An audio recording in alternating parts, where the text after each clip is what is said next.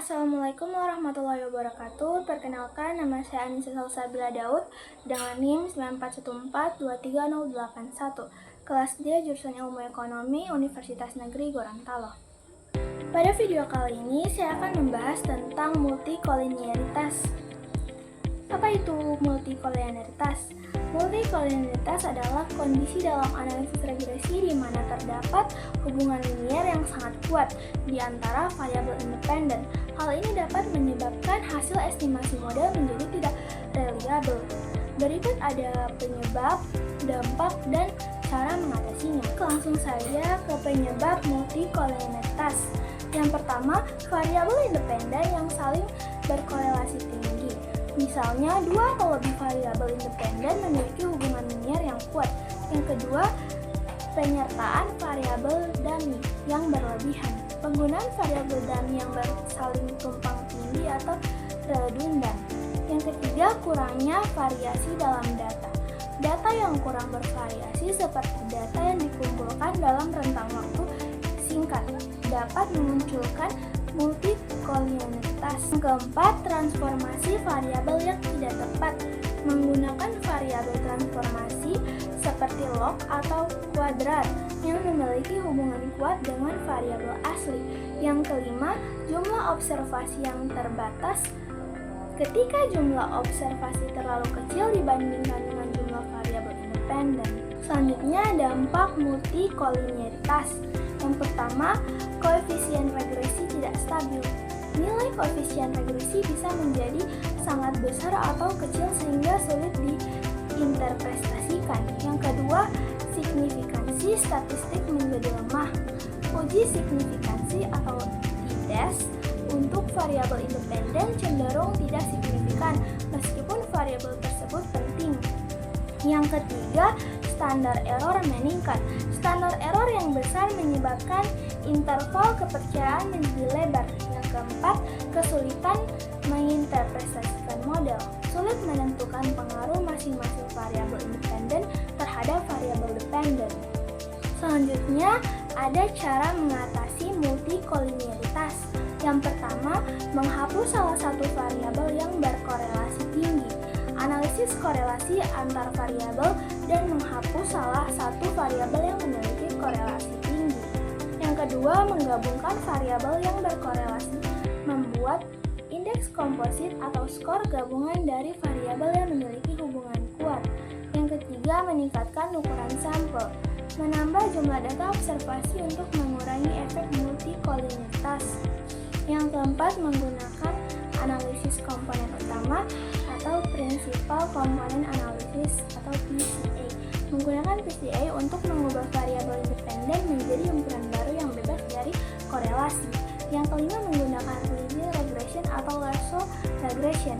Metode ini dapat membantu mengurangi dampak multikolinearitas dengan penalti terhadap nilai koefisien.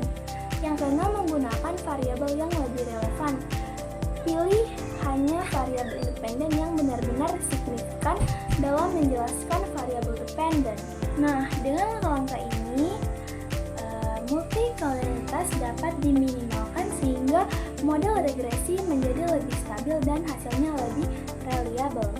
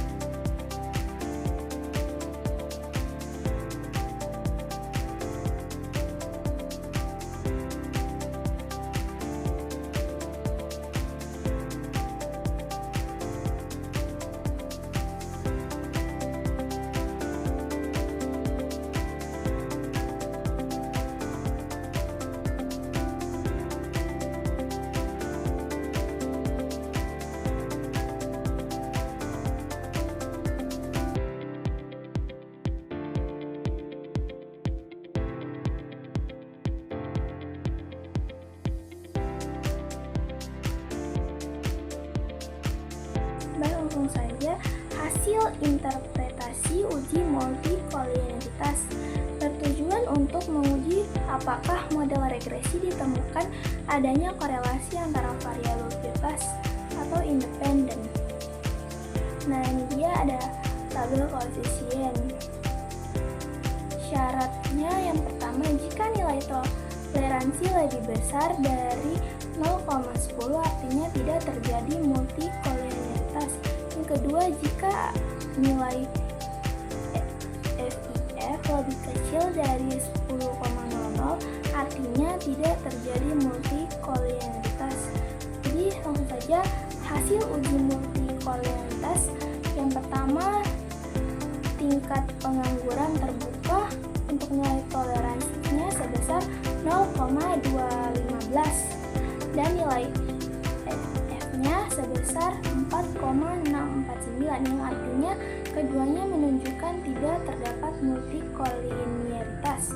Yang kedua, tingkat pendapatan per kapita untuk nilai toleransinya sebesar 0,151 dan nilai FIF-nya sebesar 6,620 yang artinya keduanya menunjukkan tidak terdapat multikolinearitas. Yang ketiga, pertumbuhan ekonomi untuk nilai toleransinya sebesar 0,334 dan nilai FIF-nya sebesar 2,992 yang artinya tidak terdapat multikolinearitas. Yang keempat, rata-rata lama sekolah untuk nilai toleransinya sebesar 0,460 dan nilai FIF-nya sebesar 2,176 yang artinya tidak terdapat multikolinearitas. Maka dapat disimpulkan model regresi pengaruh tingkat pengangguran terbuka, pertumbuhan ekonomi, pendapatan per kapita, dan rata-rata lama sekolah terhadap tingkat kemiskinan tidak terdapat gejala multikolinearitas. Baik, sekian dari saya. Apabila ada kesalahan dan kekurangan, mohon dimaafkan. Wabillahi taufiq wal hidayah. Wassalamualaikum warahmatullahi wabarakatuh.